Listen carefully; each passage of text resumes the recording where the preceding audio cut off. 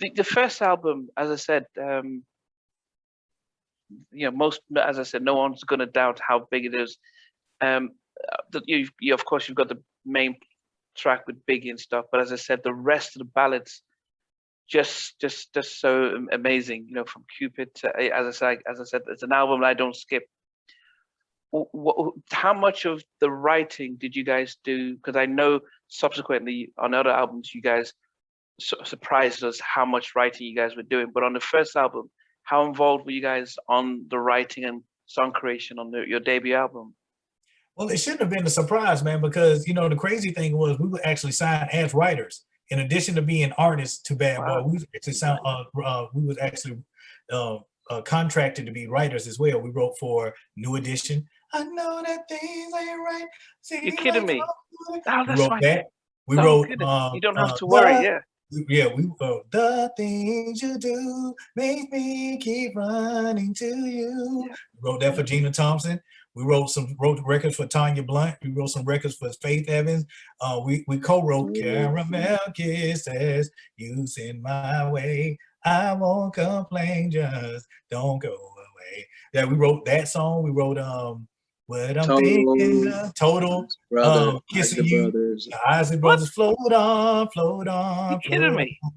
Don't you know I want your love? Don't you know I need your love? Float On, wow. Yeah, that's actually us in the background, bro. Right. That's the crazy thing. That's actually us singing in the background, along with the Kissing You remix, along with You Don't Have to Worry. There's just so many of them.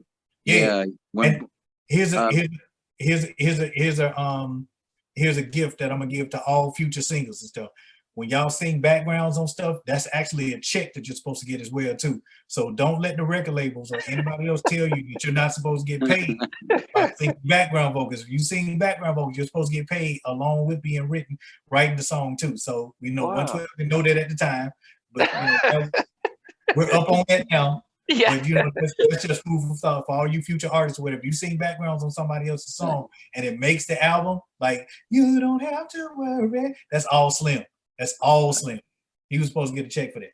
You know what I mean? So that's the. But yo, bro, we've written many a song for many of people, man. The Usher, what's the Usher? The movie that Usher did, Light It Up. Yeah. Yeah, we did a song for him. You know what I'm saying?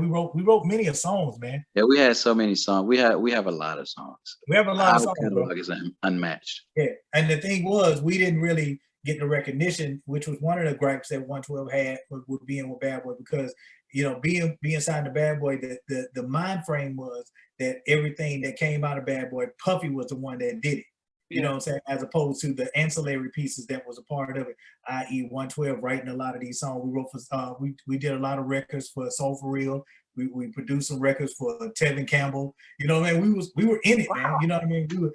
Slim did some records for Mase. You know what I'm saying? It was a lot of things that we did that the world didn't understand, and that was one of the frustrations that we had with being with Signed Bad Boy. Yeah, you get the recognition of being signed to Bad Boy, but the flip side of that is all the praise went to Puffy, because everybody thought that Puffy was the one that was writing the songs, producing the songs, co-producing the song, vocal producing the song, and that wasn't the case. 112 was signed as writers and as artists. You know what I mean? So we did a lot of rec from the beginning to like when we left Bad Boy, we was always writing songs.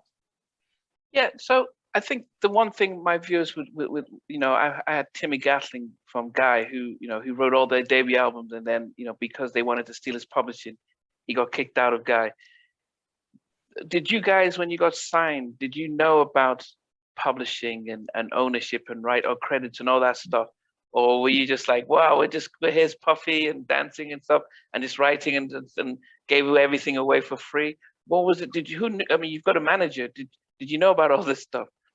Well, I would just have to say that, all of us, we all came from the same neighborhood. So it's not like we were, we didn't go to school. There were no music classes, or, we didn't, nobody had music degrees. So it was one of those things of the school of hard knocks that, we had to learn.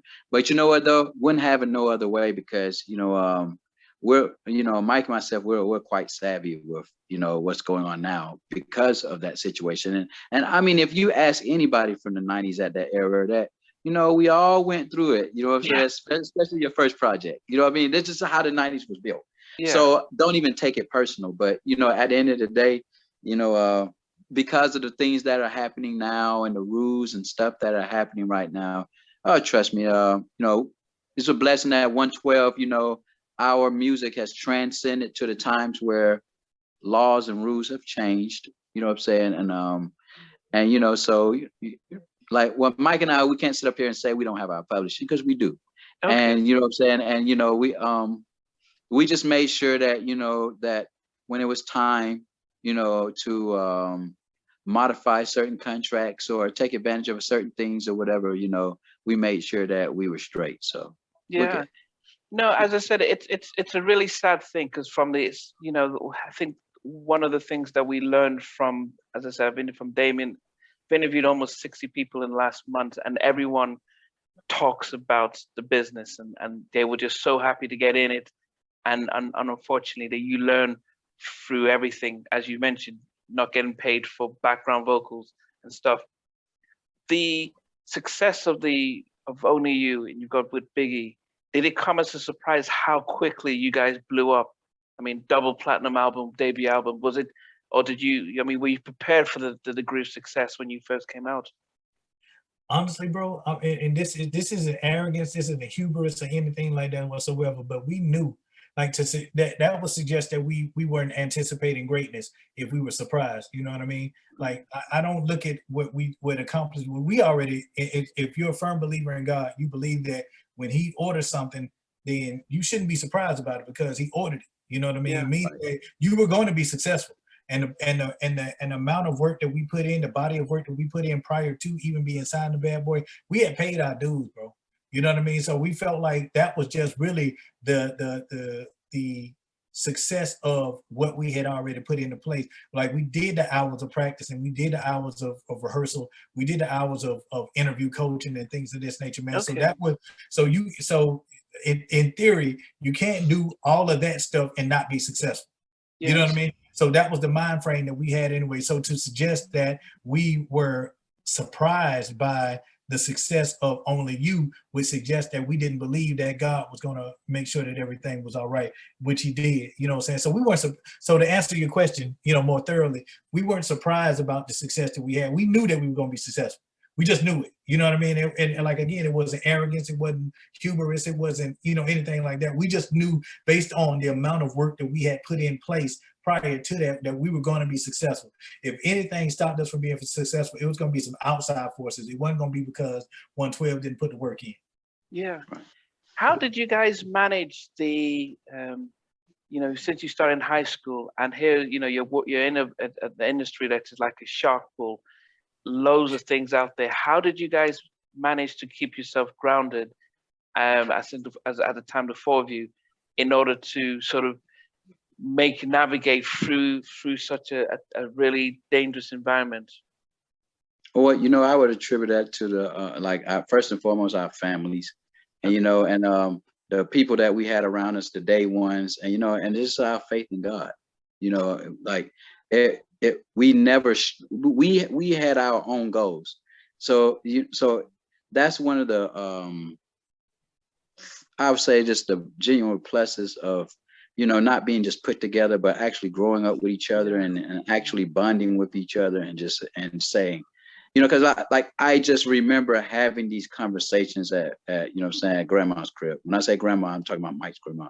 So it's like, you know, you're having these conversations and you're talking amongst family and talking amongst each other, saying what we would do if this was to happen, or watching other groups and, you know, have whatever downfalls. We studied everything, wow, good, bad, and ugly of situations. And, you know, I would definitely have to say like the connection that like Mike and myself, we have, you know what I mean? Like, we had those conversations. So like, so I don't see a surprise of, like, even with any type of situations that we've come across, like now, that, you know, why we always, you know, end up on top, you know what I mean? So like I said, family, the day ones, you know, that were with us before we had anything, and our firm belief in God.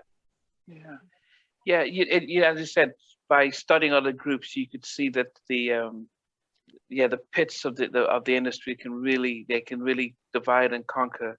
When you guys were writing for other people, it wasn't. Did all four of you start to write, or how did you manage that? Because that in itself can also cause issues if one person seems to write most of the stuff and gets the biggest slice of the royalties.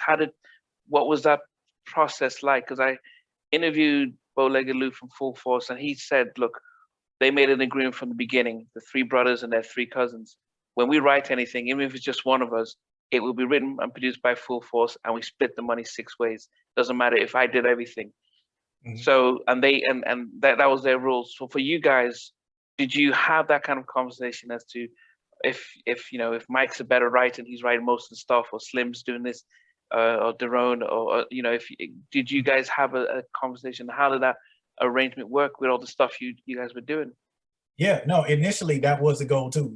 We felt like because we had equally put the same amount of time and effort and sweat and blood and tears into this whole situation, that we felt like everybody should benefit off of everything that we do. Like, just truth be told, if we wanted to, if we really wanted to base it off of, who does what, Slim sang the majority of the leads. So, if you want to do it by that, Slim should have majority of the money as far as the shows are concerned. If you wanted to base it off of that, but no, we all basically said that, we was going to split it 4 ways at the time. And that was the initial conversation. However, over time, and you will see that the two people that still believe in that are the same people that you're interviewing, believed in the whole system of, what I do for all, for the entire group. We, us, and now. It's we, us, and our versus me, myself, and I. We always live by that same mantra. You know what I'm saying? Until the other two guys decided that they wanted to make everything about them. And then that's when you started to see in the divide. However, Slim and I, still believe in that same mind frame that, whatever we do, we split it both ways. Split it down the middle. I don't care if Slim wrote all of it. I don't care if Mike wrote all of it. Slim gonna get a piece of that. Just like, vice versa, whatever, because we felt like even if I didn't write on that song, the amount of things that I contribute to 112 to get him to this point where he could write to that thing, I wouldn't have the opportunity. I played a part in it. You know what I'm saying? And so that the trickle down effect is something real, man. So I believe in it. Now, what Slim does as a solo artist, that's Slim as a solo artist. What I do outside of 112, that's me, what I do outside. But when it pertains to 112, if it's writing, if it's producing, this and the other, my philosophy and Slim's philosophy was it goes right down the middle. You know what I mean? And you see who is here doing interviews with you today that lives by that same mantra versus, and not casting aspersion on those guys as well, but you see what happens when you go away from that frame of mind versus what got you here in the first place. One of my favorite groups is Coldplay, and Chris Martin does most of the writing. But if you look at their stuff, it is written and produced by Coldplay. Exactly. U2 did the same thing. Bono says, "Look, everything's gonna be written and produced by U2. In fact, we split in 5 ways. Our manager, who's been with us for 30 years, he takes a cut because without him. So, and they're successful. They're the biggest and richest group because they keep it like that. Right. It's crazy because I guess being a lead singer, I've had the opportunities of speaking to certain very successful, groups of eras and different genres. And I saw that, at first I thought that, maybe 112 was just just a freak of nature, because, you do hear of groups that don't do that. You know what I mean? But I spoke to other groups that did have that mind frame, and I always kept that situation, and told me long time ago that, if you are believing in the brand and you say no man bigger than the brand, then the group is automatically successful, because you're it's just like a team that has a certain, let's say a play. Like this team right here is known for this offense or this defense or whatever. As long as you don't break that system, guarantee you there's going to be a form of success that you're going to over and over again until somebody figures it out or you stop it yourself. Most of the time you stop it yourself. So yes, that's real funny when you said Coldplay, or there's other groups that do that too that I have spoken to. I won't call their names, but I would definitely tell you that, you know, that's why, you know, it was for me, it was like disappointing when, you know, when not just us, but well, not, you know, I'm saying us like me and Mike, but just us in general, or any group I hear goes away from that, strays away from, you know, being in a group. If you don't say we, us, and our, you shouldn't be in a group. You should be by yourself.